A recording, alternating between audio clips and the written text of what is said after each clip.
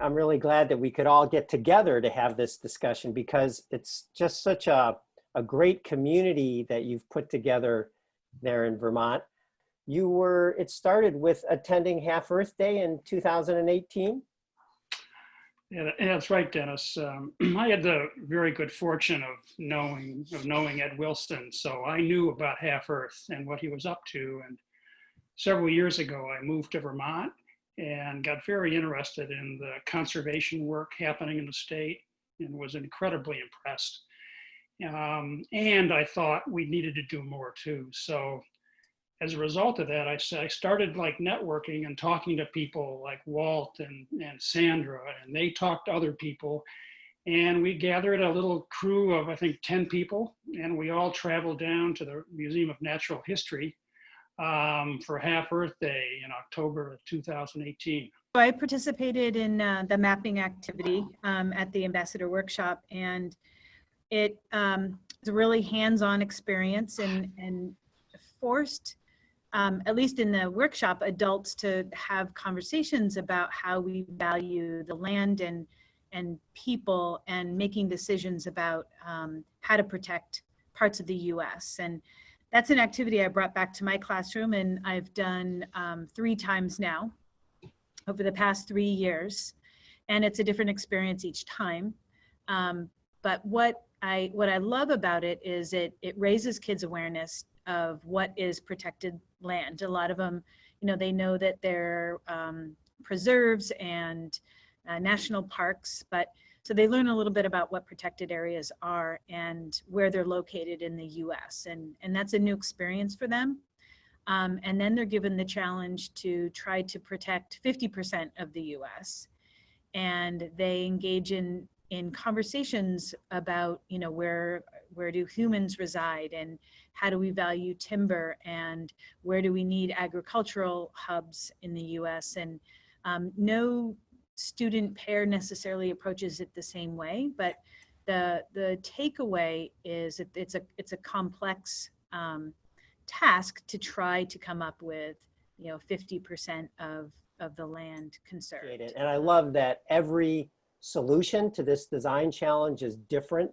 Every team comes up with something different. This is a broad coalition. There's lots going on, and in addition to education, there's really an effort to take conservation action. We sort of started reaching out to this extensive list of potential partners in Vermont.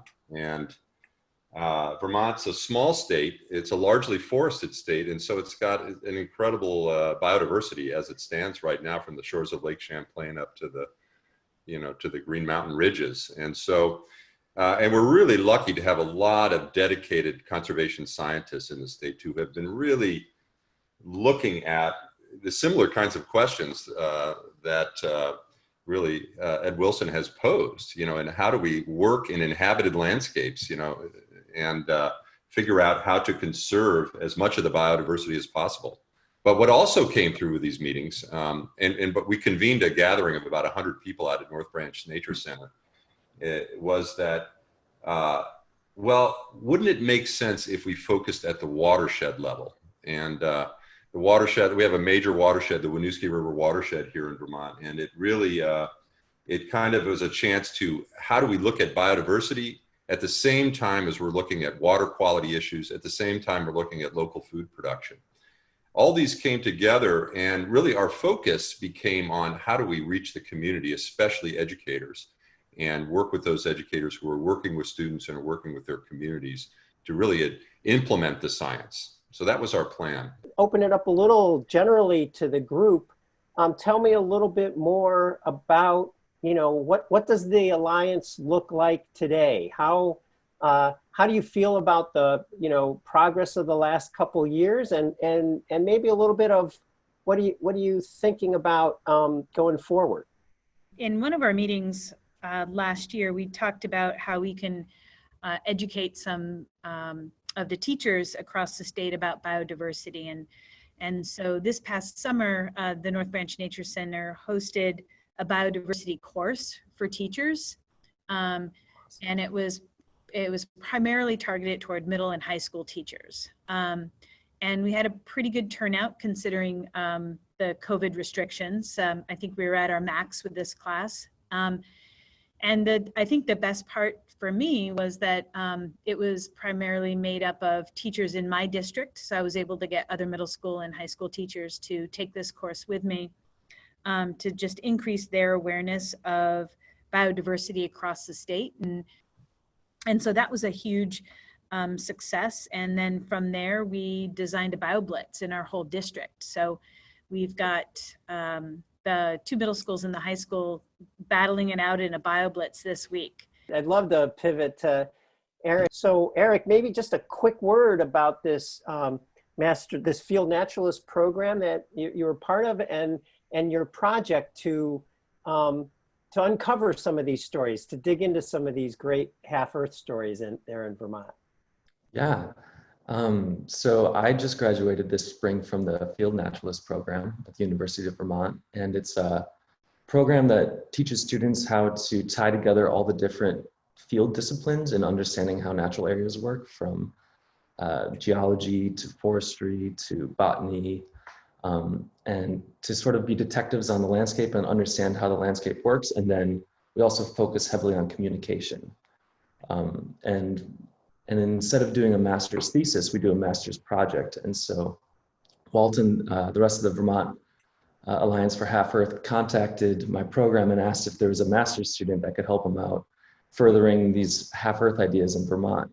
And I applied because I'm very interested in biodiversity and very concerned.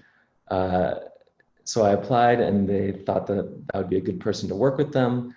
And they gave me this really wonderful sort of open-ended project that at least I interpreted as, let's see what we can do to help out the Vermont Alliance for HalfEarth further their goals for the next year.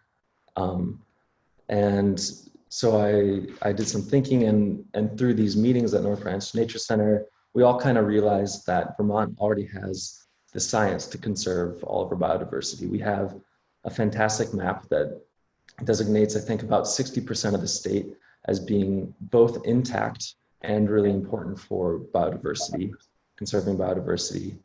And it also has management practices that are recommended in each of those locations. So it's kind of the holy grail of HalfEarth's goals, a map that tells us where we need to protect biodiversity and what we need to do there. Nature is such a great way to, care for the people around us in our communities. And I hope people stop seeing it as a conservation of nature as this sort of side project that some people care about and the rest of us don't. Yeah. Well, that's great. Thanks for that, Eric. And once again, thanks everybody. Thanks so much for taking the time to have this discussion and share what you're doing and what you've learned up there, up in Vermont.